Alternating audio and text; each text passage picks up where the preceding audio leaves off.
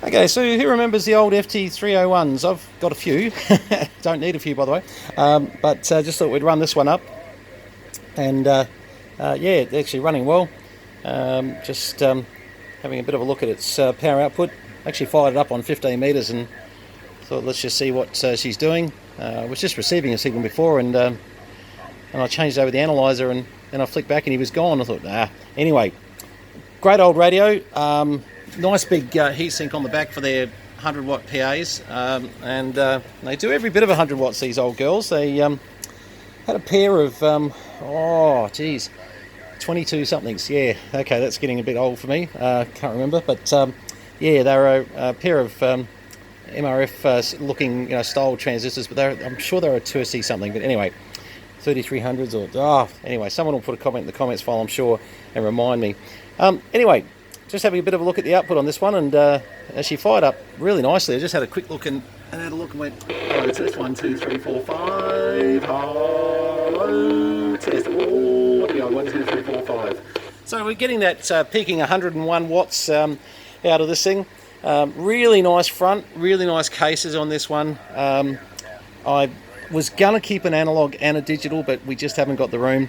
I've got about 2 or 3, no, that's not true, two of the analogs left, yes, this one and one other. This one does have, on the auxiliary, which was very common, has 27.0 to 27.5, and certainly has a great receiver on it too, which we were just playing around with. Let me just bring that up. So I'm just putting 50 microvolts in, and look at that. Good old 50 microvolts in there, 50.1, and the 0.1 is just over the 9, you know. But yeah, look, pretty accurate for that. Let's just wind her down. Let's have a little look here. Oops, come back there, hit the little knob, and let's come down. We can still hear her, still hear her, still hear her. This is getting good. Still hearing it. I'm going to go down to 0.5 and then turn the volume up because whilst I can hear it, I don't think you're going to hear it. Still hearing that at 0.5 a microvolt.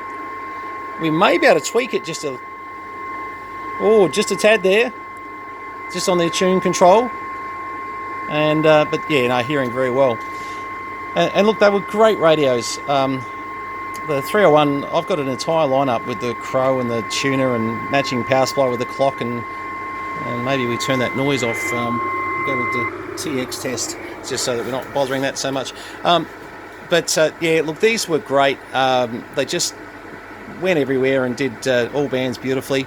And look, I've always been a bit of a fan of the 301s. I just think that they just keep on keeping on. But yeah, this one is looking extremely clean. Front plate, normally the word power gets written, knocked off, people turning it on and off so many times. Actually, let me show you what happens. So here's another one here.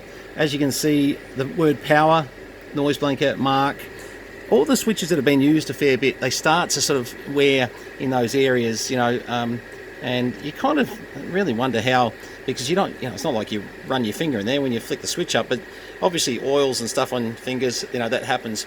And this one actually works, but obviously this one's a little bit not so clean as the other one. I've even got one that's worse, but that one's had an over voltage and forget it, it's gone. But there you go. So back over to the other side of the bench.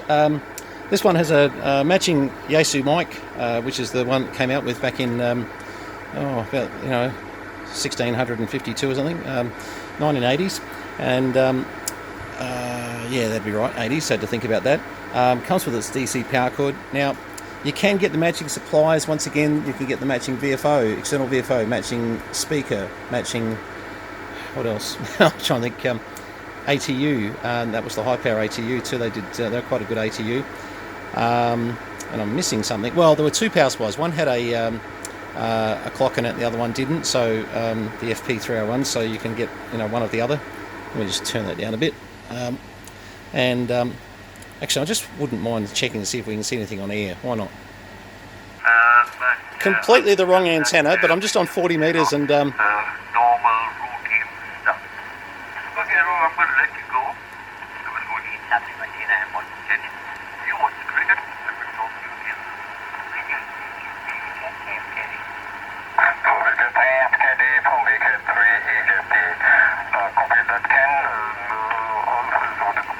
See what else we got around.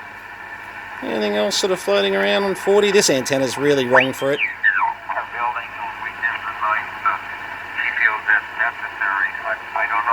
Something out of the US.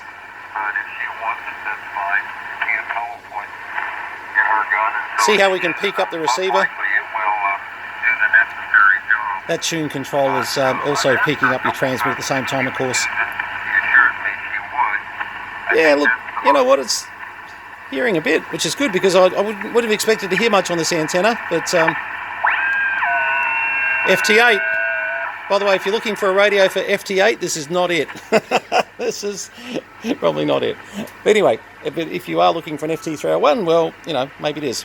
Anyway, as I said, look, we may keep possibly one non-digital, but I don't think so. I think we'll just keep the digital with the lineup. It just doesn't seem like much point to have two of them. But if you're looking for an FT301 for your collection, this one, they don't come much cleaner. It's really clean. So certainly, drop me a note, Brenton at posnav, posnav.com.au, or phone SMS 0418 844 700, and I'll get back to you for sure if I miss your call or SMS, and have a bit of a chat about it. Okay, 73 is all the best. Cheers from VK3CM, JDW229.